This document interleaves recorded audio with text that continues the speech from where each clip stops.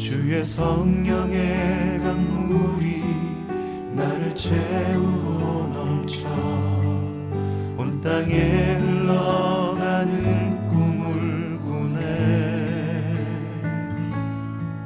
주의 성령의 강물이 나를 채우고 넘쳐 온 땅에 흘러가는 꿈을 꾸네. 이 시간 우리에게 주신 하나님의 말씀은 이사야 53장 2절에서 10절까지. 오늘 설교 제목의 화면을 보다 보면 여러분, 이 그림은 어린아이가 그린 그림이 아니라 서울대학교 미술대학의 동양학과 교수로 재직이 했었던 김병종 교수님이 그렸던 실제 그림입니다. 이 그림의 제목은 바보 예수라는 그림의 실제적인 그림인데, 이 그림을 그렸던 김병종 교수님의 그 간증을 들여다보면 1980년 초반에 대학 시절에 수업을 마치고 서울대학교 정문을 나오다가 그만 보게 된 광경은 교문 앞에서 시위를 벌이고 있는 대학생들과, 그리고 그것을 진압하기 위해 곤봉을 들고 대학생들을 때리고 있었던 그 정경의 모습들, 그리고 그 가운데에 체류탄이 발사가 되어지면서 그 연기 자국이 가득해서 하늘로 올라가던 그 모습 가운데에 이 김병종 교수는 멀찌감치 서 그 체류탄의 연기가 올라가고 있던 그 하늘을 바라봤을 때에 구름의 그 모습을 보게 되는데, 그 구름 가운데에 비춰졌던 예수님의 형상이 바로 이렇게 떠올랐던 거예요.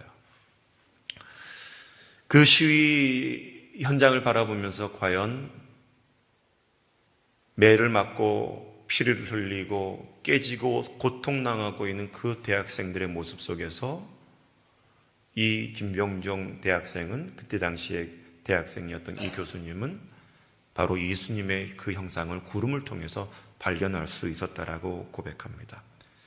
그러면서 이 그림을 그리면서 마치 2000년 전에 이 땅에 찾아오신 예수와 같은 모습이 바로 진압하고 있는 정경들의 곤봉에 의해서 머리가 깨지고 피를 흘리고 그 자유를 얻기 위해, 민주정의를 세우기 위해 피를 흘리고 있었던 대학생들의 얼굴의 모습이 마치 예수님의 얼굴처럼 보였다라고 생각하며 그림을 그렸다고 합니다.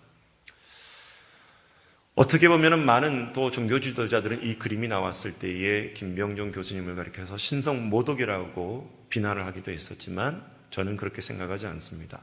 제가 좋아하는 신학자 중에, 호주 신학자 중에 마이클 프로스트라는 신학자가 있는데, 이 마이클 프로스트도 동일한 책을 쓰게 됩니다. 책을 보다 보면 그 바보 예수라는 책을 발견하게 되는데, 이 책에서 이 마이클 프로스트는 예수님을 가리켜서 왜 바보라고 일컬었느냐라는 기자의 질문에, 예수는 그때 당시에 종교 지도자들이 추구했었던 그 외식적인 종교 모습이나 어떤 이익을 추구하려고 했던 모습이 아니라 정반대의 삶을 살았던 바보였기 때문에 그 예수를 가리켜서 바보 예수라고 이렇게 책을 기록했다고 합니다.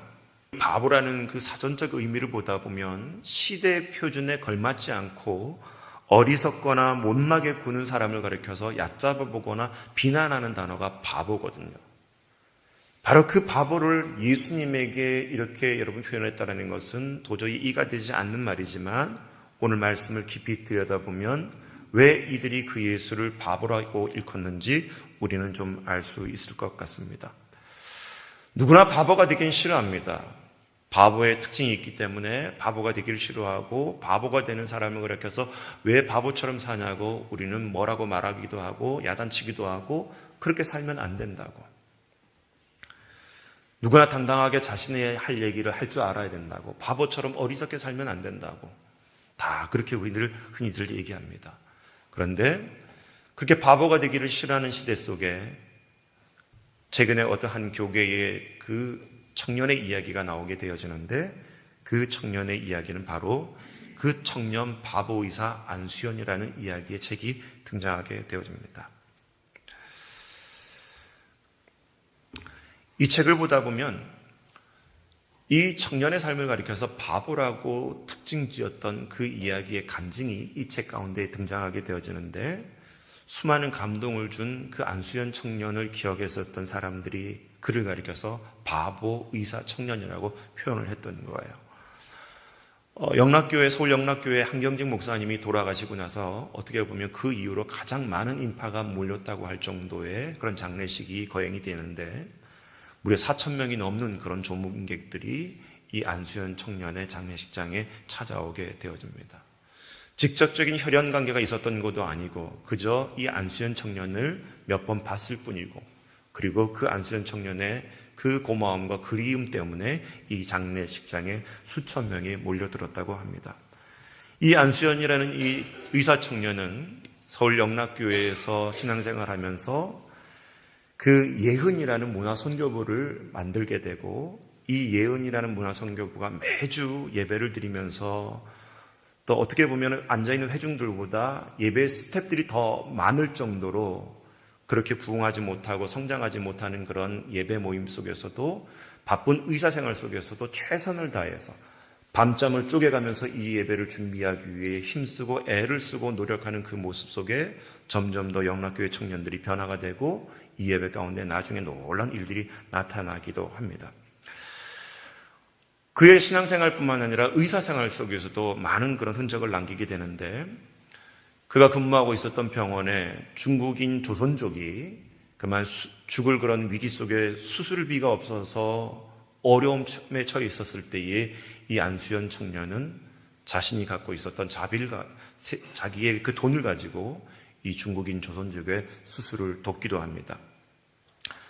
같이 근무하고 있었던 간호사가 너무나 비싼 혈전 용해제를 그냥 땅바닥에 깨뜨려서 당황하고 있었을 때에 어느 누구도 이 간호사를 도와주지 않으려고 했던 순간에 이 안수현 의사 청년은 병원 전체를 돌아다니면서 또 다른 혈전 용해제를 찾아오기 위해 애를 쓰게 되는 그 고마움을 베풀게 되기도 합니다.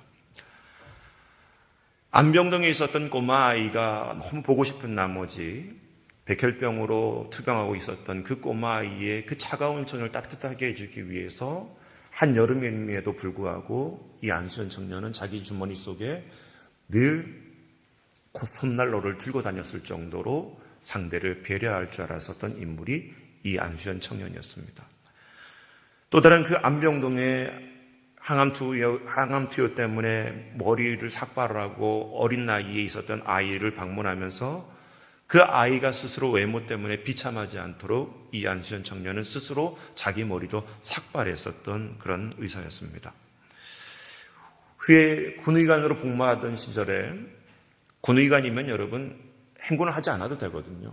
그런데 고생하고 있는 병사들을 위로하기 위해서 이 안수현 의사는 스스로 군의관임에도 불구하고 똑같이 병사들과 행군을 하다가 같이 먹고 같이 쉬고 같이 마시고 그 가운데에 예수님의 사랑을 전하다가 잠시 풀밭에 누워서 잠깐 쉬고 있던 찰나에 그만 유행성 출혈병에 걸리게 되어집니다. 우리가 잘 알고 있는 쯔쯔가무시라는 그 질병에 걸려서 33세라는 예수님의 그 젊은 나이에 이 안수현 청년은 그만 생을 그 자리에서 마감하게 되어집니다. 나중에 알게 된 사실이지만 이 안수현 청년이 남겼었던 그 일기장을 나중에 발견하게 됐을 때에 그 일기장에는 이런 글이 기록되어져 있다고 합니다. 환자로 내게 오신 예수님을 나는 잊지 않고 있는가? 환자로 내게 오신 예수님을 나는 잊지 않고 있는가?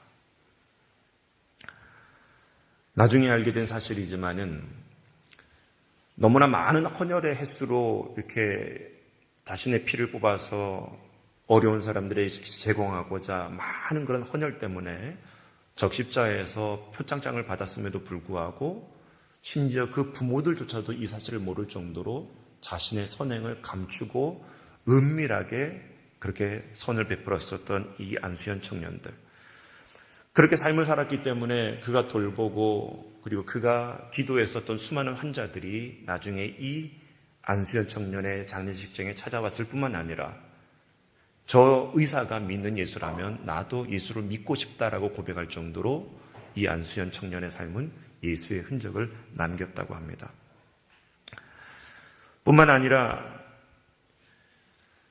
9명의 고등학생 폭주족들이 오토바이를 타다가 사고를 당했는데 병원에 응급실에 들려왔을 때에 수많은 간호사들과 의사들이 이 폭주족의 고등학생들을 외면했을 때에 이 안수영 청년은 그 고등학생들을 따뜻하게 대했다고 합니다. 그 따뜻하게 대했던 고마움 가운데에 육신이 회복되어지고 나중에 시간이 지나가고 나서 이 안수연 청년보다 나이가 더 들었을 때에 그때 당시에 고등학생이었던 한 사람은 그 안수연 청년의 그 고마움 때문에 자기가 스스로 법학을 공부해서 어렵고 소외된 많은 사람들을 돕는 법률 자문가로 활동하는 그런 사람도 있었고요. 어떤 후배 의사는 크리스마스 이브 때 가족들과 회식이 잡혀 있었던 그 후배 의사가 어찌할 바를 모르고 있었을 때에 이 안수연 의사는 그 후배를 위해서 자처해서 당직을 서주겠다라고 선의를 베풉니다.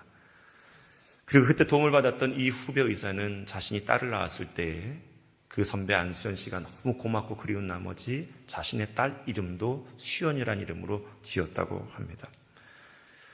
벌써 이 안수연 청년이 죽은 지 17년이 지났음에도 불구하고 매년 이 안수연 의사가 청년이 죽었었던 그날이 되면 전국에 있는 수많은 사람들이 안수연 청년의 그 도움을 받았던 사람들이 정기적으로 모임을 갖고 있고, 그리고 이 청년 바보 의사라는 이 책을 통해서 판매된 그 수익금은 어렵고 소외된 고등학생들을 돕기 위한 그런 장학회가 만들어졌다고 합니다. 여러분, 이 시대는 누구나 바보로 살기를 싫어하는 시대입니다. 그런데 이 안수연 청년과 같은 사람을 가리켜서 우리가 바보라고 말하는 그 이유는 바보가 되기는 싫어도 누구나 지금처럼 바보를 그리워하는 시대이기 때문에 바로 이런 책 제목들이 나온 것 같습니다. 우리는 흔히 말합니다. 눈에는 눈, 이에는 이, 내가 할 소리는 해야 된다라고. 그렇게 당당하게 말하지 못하고 그냥 속으로 삭히는 것은 바보와 같은 인생이라고 하면서 그렇게 바보와 같은 삶을 살면 조롱하는 시대를 우리는 살고 있는 것입니다. 여러분, 그거 아십니까? 우울증에 걸리지 않는 유일한 사람들이 있는데 그것은 바로 바보들이라고 합니다. 많은 사람들이 분노와 스트레스 때문에 이것을 어떻게 할지 몰라서 헤매고 있었을 때에 유독 그 우울증에 걸리지 않는 사람들은 바로 바보들이라고 합니다. 상대방이 이렇게 때려도 허하면서 웃고 저렇게 때려도 허하며 웃으면서 그만 길가에 차에 치이길 그런 위기에 있는 사람을 보고서 그 상대방을 떠밀고 자신이 차에 깔려서 손이 깔렸음에도 불구하고 상대방이 살아있는 것으로 웃음 짓는 그런 존재가 바보들이라는 것입니다. 바보들은 상대방에게 자신이 베푼 것은 다 잊어먹어도 상대방이 자신에게 베푼 그 은혜는 너무나 크게 느껴진 나머지 2배, 3배, 몇 배 갑절의 은혜로 갚는 것이 바보들의 삶이라고 얘기합니다. 오늘날에는 여러분 이런 바보가 너무 없어서 문제이지 않습니까? 너나 할 것 없이 너무나 다 잘났다고 모두가 자신이 마치 왕인 것처럼 살아가는 시대가 바로 우리들의 시대라는 것입니다. 그런데 여러분, 오늘 우리가 종료주일을 맞이하면서 그 예루살렘에 입성하셨던 그 예수님을 기억하는 날이 바로 이 종료주일인데 2000년 전에 그 예수가 마치 이 바보처럼 등장하셨다는 것을 여러분 기억하십니까? 이 예수는 태어날 때부터 여러분 바보와 같은 모습으로 등장했습니다. 구약 성경 39권에서 메시아요 그리스도와 같은 존재로 이 땅에 오실 것을 예고해 주셨는데 다윗 왕과 같이 너무나 위대한 장군과 같이 로마 황제와 같은 그런 위대한 모습으로 등장할 줄 알았었던 그 모습이 아니라 이 예수는 태어날 때부터 가장 허름하고 비참하고 천한 곳에서 태어나셨던 것을 우리 말씀을 통해서 깨달을 수가 있습니다. 심지어 위대한 왕이고 온 인류를 구원해야 될 그 왕과 같은 예수는 그 부모와 함께 도망자의 신세로 쫓김을 당하면서 이 세상에 태어났던 것을 우리 말씀을 통해서 볼 수가 있습니다. 우리가 오늘 읽지 않았지만은 이 종료주일 바로 이 일요일에 해당되는 그날에 예수님께서는 예루살렘을 입성하게 되어집니다. 말씀을 보다 보면 수많은 그 인파들이 예수님이 예루살렘의 성에 들어올 때에 종려나무를 흔들고 호산나 호산나 외치면서 예수님 맞이했다고 기록되어져 있는데, 우리는 이 말씀을 읽을 때 잘못 오해하면 수많은 군중들이 예수님을 환영했구나라고 그렇게 생각할 수 있겠지만, 실제적으로는 예수님을 환영하는 것이 아니라 그 모습은 예수님을 조롱했던 모습이라는 것을 알아야 됩니다. 원래는 여러분, 종려나무라는 것은 언제 흔드냐면 이스라엘 백성들의 그 이스라엘 역사 가운데의 중간사 시대를 보다 보면 헬라 왕이었던 그 안티오쿠스 에피파네스라는 왕이 이스라엘 백성들을 학대를 하고 예루살렘 성전에 있었던 모든 금은 기명들을 다 훔쳐가고 심지어 그 성전에다가 돼지 피를 바를 정도로 이스라엘을 무시하고 하나님을 모독했었던 못된 잔악한 왕이 있었어요. 이것을 그냥 볼 수가 없어서 마카비라는 그 가문이 들고 일어나서 혁명을 일으키게 되고, 마침내 그 안티오파스 에피파네스라는 왕으로부터 잠시 이스라엘 백성들이 독립을 하게 됩니다. 바로 그날을 기념해서 세워졌던 절기가 여러분 수전절이라는 절기가 있어요. 바로 이때부터 이스라엘 백성들은 그 수전절이 다가오면 이스라엘의 독립을 자축하는 의미로 흔들었던 나무가 여러분 종려나무 가지였고, 그때부터 수전절이 되면 누구나 할 것 없이 호산나 호산나 하면서 우리를 구원하여 주십시옵소서라는 노랫소리가 자동적으로 울려 퍼지게 되는 그런 풍습이 있었습니다. 그런데 이 마카비라는 그 가문의 이름, 마카비의 이름이 뭐냐면 망치라는 뜻이거든요. 그러니까 지금 여러분 이스라엘 백성들이 종려나무를 흔들고 그리고 호산나 호산나 외쳤던 그 이유는 뭐냐면, 망치와 같은 존재로 로마의 압제로부터 이스라엘 백성들 독립을 위해서 나타나야 될 그 영웅이 나타남에도 불구하고 그저 시골 한 복판에 메어져 있었던 새끼나귀를 타고 등장하는 그 예수의 꼴사나운 모습들, 바보와 같이 우스꽝스러워와 같은 모습으로 나타나고 있는 그 예수를 여러분 조롱하고 있는 모습이 이 군중들의 모습이었다는 거예요. 그리고 그것을 옆에서 지켜보고 있었던 그때 당시 종교 지도자들조차도 예수님을 비아냥거리고 놀리고 조롱했었던 그 모습들이 성경에 버젓이 등장하고 있습니다. 그렇게 바보로 태어났고 바보스러운 모습으로 예루살렘에 입성하셨던 그 예수님 삶의 모습을 보다 보면 제자들을 불러다가 가르침을 전하게 되는데, 그 가르침마저도 너무나 바보스러운 가르침이었습니다. 우리가 잘 알고 있는 마태복음 5장에 예수님 말씀하셨던 산상수훈 주옥 같은 말씀이 등장하지요. 그런데 그 가운데에 예수님께서 가르치셨던 그 가르침은 이 세상의 관점으로 보다 보면 너무나 바보와 같은 관점이라는 거예요. 말씀을 보면 오른뺨을 맞으면 왼쪽 뺨까지 내어주라 그럽니다. 그런데 여러분, 상대방의 오른뺨을 치기 위해서는 내 오른손으로 어떻게 때려야 되지 아십니까? 손바닥으로 때리면 상대방의 오른뺨을 때릴 수가 없어요. 상대방의 오른뺨을 때리려고 하면 내가 내 손등으로 상대방을 때려야 된다는 거 아십니까? 예수님 말씀하시기를 상대방이 손등으로 내 뺨을 때린다 할지라도 기분 나빠하지 말고 왼쪽 뺨을 내주라는 거예요. 바보스러운 가르침 아닙니까? 이스라엘 백성들이 입었던 의복은 두 갈래로 나눠져 있습니다. 일반 평상복으로 입는 그 두루마기와 같은 옷이 여러분 속옷이었고, 밤에 추워졌을 때에 광야 항복판이나 사막에서 이불과 같이 덮는 혼이불과 같은 옷이 겉옷이었거든요. 그런데 누가 입고 있는 그 일상복을 달라고 하면 밤에 추울 때 입는 겉옷까지 상대방에게 주라고 바보스러운 가르침을 예수님은 전하게 됩니다. 누군가 도움을 위해서 오리를 가자고 하면 오리만 가는 것이 아니라 심리를 가주라고 예수님께서는 바보스러운 가르침을 전하게 되옵니다. 누가 나에게 핍박과 박해를 가한다면 그를 원수로 갚지 말고 그를 위해서 축복하며 기도하라고 예수님께서는 가르치십니다. 무려 나에게 잘못한 사람이 있다 할지라도 그를 가리켜서 70번에 7번씩 완전한 숫자로 그를 용서하라고 우리를 가르쳐 주셨습니다. 그 예수님은 제자들을 가리키면서 자신을 따르라고 얘기합니다. 우리 마태복음 16장 24절 말씀 같이 읽어보겠습니다. 시작. 이에 예수께서 제자들에게 이르시되 누구든지 나를 따라오거든 자기를 부인하고 자기 십자가를 지고 나를 따를 것이니라. 아멘. 우리가 알고 있는 성경 표현은 이렇게 기록되어져 있지만 여러분 실제적으로 예수님이 말씀하셨던 그 의미는 다음 화면을 넘겨주면 이런 의미지 않겠습니까?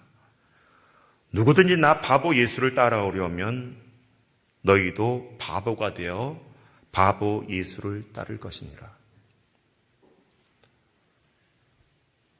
바보였던 그 예수님을 따르려면 그 바보 예수를 따르는 너희들도 바보가 되어야 하지 않겠느냐, 이 말씀이거든요.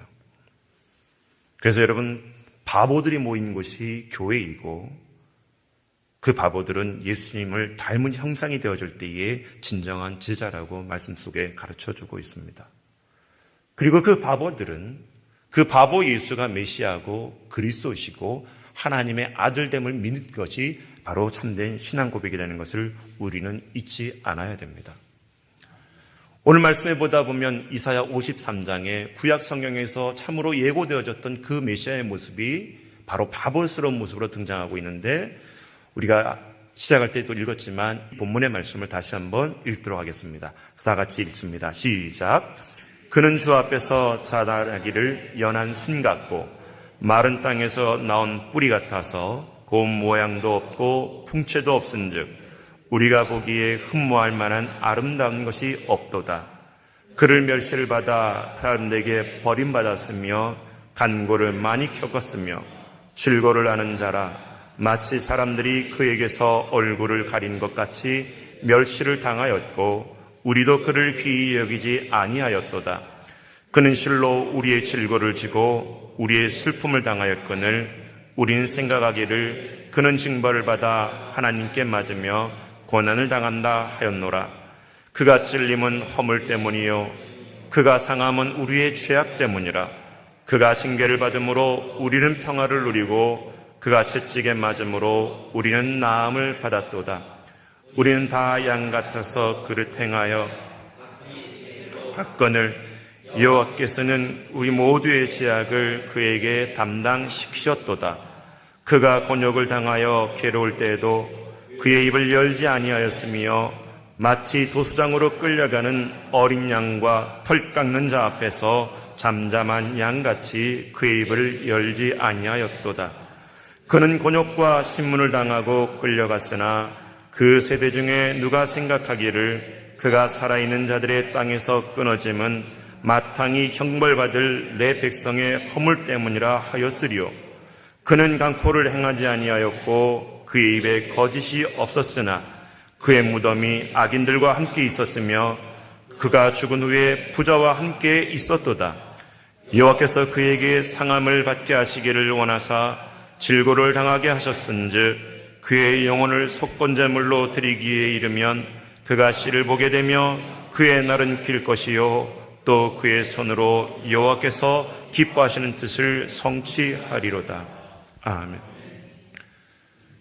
이렇게 분명히 구약 성경에서는 그 예수님이 바보와 같은 연약한 존재로 올 것을 예고했지만 예수님 당시에 수많은 사람들, 심지어 제자들조차도 이 바보 예수와 같은 모습을 그들에게는 기대감이 없었다는 것입니다.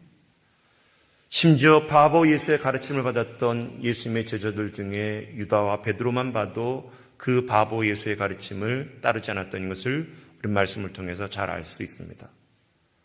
가룟 유다는 너무나 똑똑했습니다. 자기 속에 그려놨던 그 메시아와 그리스도가 어떠해야 된다는 것을 이미 그렸던 똑똑한 인물이 가룟 유다였어요.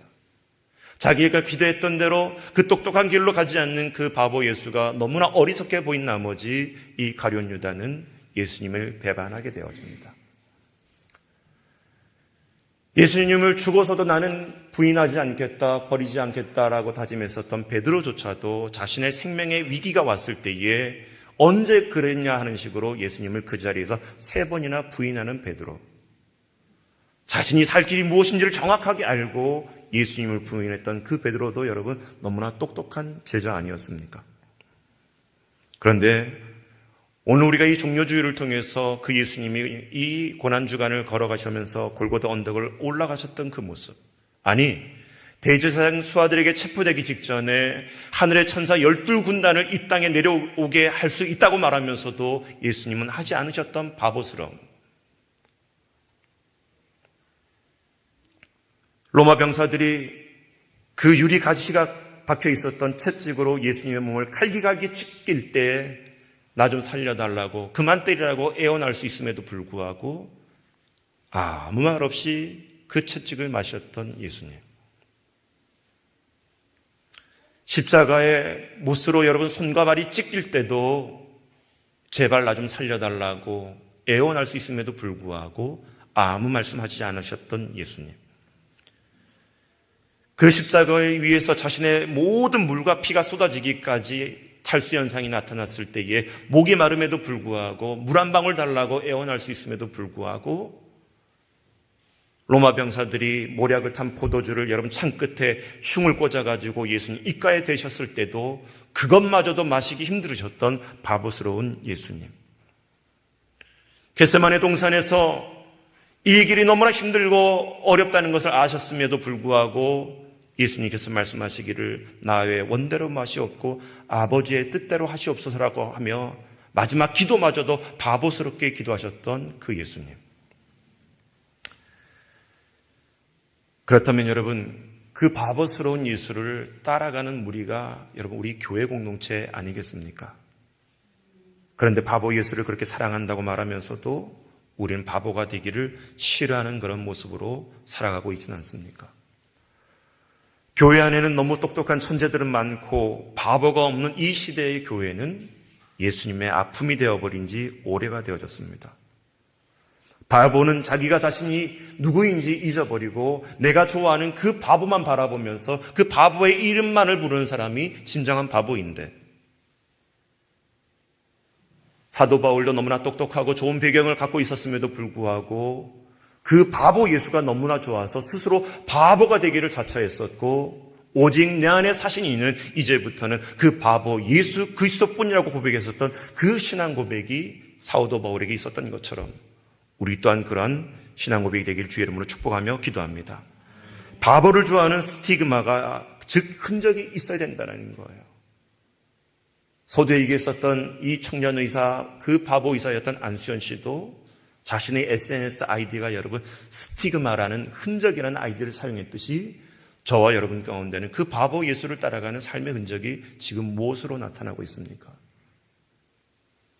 내가 건강하고 재물의 복을 얻고 사회에 잘 돼가는 그런 형통이 벌어지고 내가 걱정거리가 없는 것이 과연 그것이 예수의 흔적인가? 오늘 종료주일을 맞아서 여러분 우리가 우리 스스로에게 물어봐야 될 질문이 있습니다. 왜 예수님은 이 세상에 오셔서 바보처럼 사셨는가? 이 질문에 정확한 답을 내릴 수 없다면 여러분 우리의 믿음은 뭔가 문제가 있는 것입니다. 이 문제에 답을 내릴 수 있는 사람만이 사순절을 사순절답게 보낼 수 있는 것이고 내일부터 시작되는 그 고난주간 전교인 새벽기도 가운데에 참여할 수가 있게 되는 것입니다. 참 아름다운 교회는 아름다운 교회임에도 틀림없지만 더 아름다운 교회가 되기 위해서는 바보들이 많은 교회 공동체가 되야 될 줄 믿습니다. 그런데 여러분, 교회 안에서만 바보가 되는 것이 아니라 세상 속에서도 바보로 살아갈 수 있기를 주의 이름으로 축원합니다. 서양 속담에 이런 말이 있습니다. 결혼한 부부 중에 반드시 한쪽은 바보가 있어야지만이 그 결혼 생활이 아름답다라는 거예요. 두 부부가 다 똑같이 똑똑하다면 서로 늘 언제나 다툼만 생기게 되는데 한쪽이 바보스러워진다면 때로는 모자라게 보이기도 하고 모르는 척하기도 하고 이길 수 있음에도 져줄 줄 알기 때문에 그 부부관계는 아무 문제 없이 행복해질 수 있다는 거예요. 그런데 여러분 이것이 부부관계뿐만 아니라 세상 속에 살아가는 우리의 그 삶 속에서도 하나님의 그 자녀들은 바보스럽게 살아갈 때에 세상을 밝힐 수 있다는 것을 잊지 않기를 주의 이름으로 축원합니다. 존 사워드라는 여러분 신학자는 완전한 바보들이라는 책에서 이렇게 얘기합니다. 완전과 어리석음은 기독교의 영성 안에서 서로 밀접하게 연결되어져 있다. 완전한 사람이 바보가 될 수가 있다. 완전함과 어리석음은 하나이다. 그래서 그리스도를 위한 어리석음은 그리스도 안에서 완전한 것이다 라고 얘기를 합니다. 제가 알고 있는 어느 한 어머니의 이야기를 들려주고자 합니다. 이 어머니는 얼굴이 화상을 입었기 때문에 늘 얼굴이 이렇게 정면으로 쳐다보기에는 너무나 끔찍한 그런 몰골이었어요. 그래서 딸아이가 있었는데 이 딸아이는 자라나면서부터 엄마의 얼굴이 너무 창피해서 함께 어디 길을 가고 시장을 갈 때도 엄마와 손을 잡지 않고 멀찍이 떨어져서 길을 따라갑니다. 딸아이가 자라서 고등학교에 들어가게 되는데 어느 날 아침 이 딸아이가 도시락을 놓고 가는 거예요. 엄마는 딸아이가 점심을 굶는 것이 안타까워서 그 만들어뒀던 도시락을 들고 학교로 찾아갑니다. 교실 문을 여는데 아이들과 선생님들이 깜짝 놀라고 그 여인을 보게 됩니다. 그리고 도시락을 선생님을 통해서 조용히 건네고 교실의 문을 닫고 돌아가는데 친구들이 그 아이에게 묻는 거예요. 저 여자 누구냐고. 얼굴이 불그락불그락 창피해 있었던 이 딸아이는 이렇게 얘기합니다. 우리 집 식모야. 학교를 하고 집에 돌아와서 엄마에게 막 퍼붓습니다. 왜 학교를 찾아왔냐고 창피하게. 그 엄마는 미안하다고. 다시는 학교를 찾아가지 않겠다고 얘기를 합니다. 그리고 이어서 얘기합니다. 근데 너 그거 아니? 엄마가 왜 이렇게 얼굴이 몰골이 됐는지. 너가 돌간 무렵 지났을 때에 이 엄마는 마당에서 빨래를 하고 있는데 아빠는 출근을 하고 아무도 없었을 때에 안방에서 그만 전기 선이 타고 안방에서 불이 일어나게 됐을 때 이 엄마는 앞뒤 뒤돌아보지 않고 보자기에 쌓여져 있는 너를 두 손으로 안고 나오다가 그만 그 마루에서 떨어지는 불기둥에 내 얼굴이 탈 수밖에 없었음에도 너를 살리기 위해 보자기에 쌓여져 있던 너를 안고 나오기 위해 이 엄마는 얼굴을 태울 수밖에 없었단다.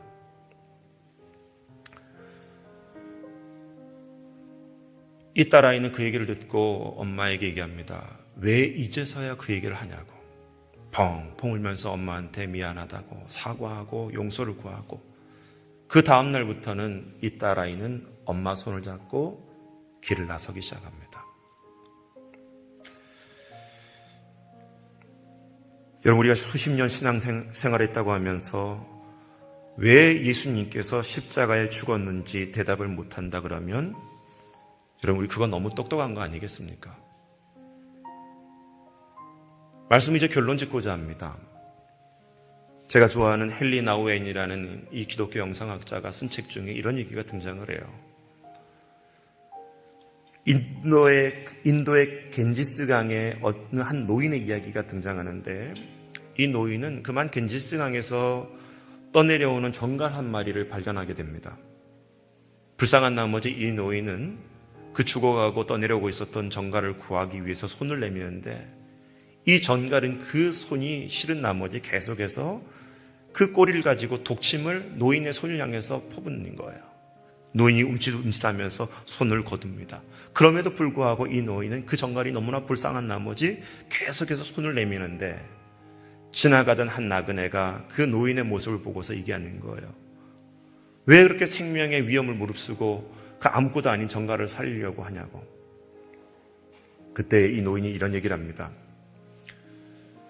전갈이 그 도구로 내 손을 향해 쏘려고 하는 것은 전갈의 본성이지만 내가 저 전갈을 구하고자 하는 그 안타까움은 나의 본성이라고. 여러분, 자신의 독을 가지고 그 노인의 손을 향해 독침을 쏘려고 했었던 전갈의 모습이 어찌 보면 2000년 전에 예수님을 십자가에 못 박았었던 인류의 모습이고 저와 여러분들의 모습이지 않습니까? 자신이 독침에 찔리는 그 위험 속에서도 그 죽어가는 전갈을 살리기 위해서 손을 내미셨던 그 노인의 손은 2000년의 십자가에 우리를 대신해서 죽으셨던 그 예수님의 모습이지 않겠습니까? 그리고 지금도 그 예수님은 여전한 모습으로 바보와 같은 모습으로 우리를 찾아오고 계시는 그 예수님이심을 깨닫는 모두가 되기를 주의 이름으로 축복하며 기도합니다. 바보 예수님을 통하여 구원받고 예수님을 닮은 우리는 바보 그리스도인이 되어야 됨을 잊지 않기를 바랍니다. 이 땅에 교회가 세워진 이후에 그리스도인들은 세상으로부터 항상 바보 취급을 받아왔었고, 세상 사람들이 자기들과 함께할 수 없는 사람으로 우리는 바보처럼 무시당해 왔습니다. 그런데 여러분, 그 바보 같은 우리 그리스도인들이 바보가 되어졌을 때에 사람들의 영혼이 구원받는다는 것을 잊지 않길 바랍니다. 종료주를 보내고 있는 이때에 우리 한 사람 한 사람이 바보가 되어져서 다른 사람들을 지혜 있게 하고 그들의 영혼을 구원하는 그리스도인들의 삶이 될 수 있길 주의 이름으로 축복하며 기도합니다. 채워주소서.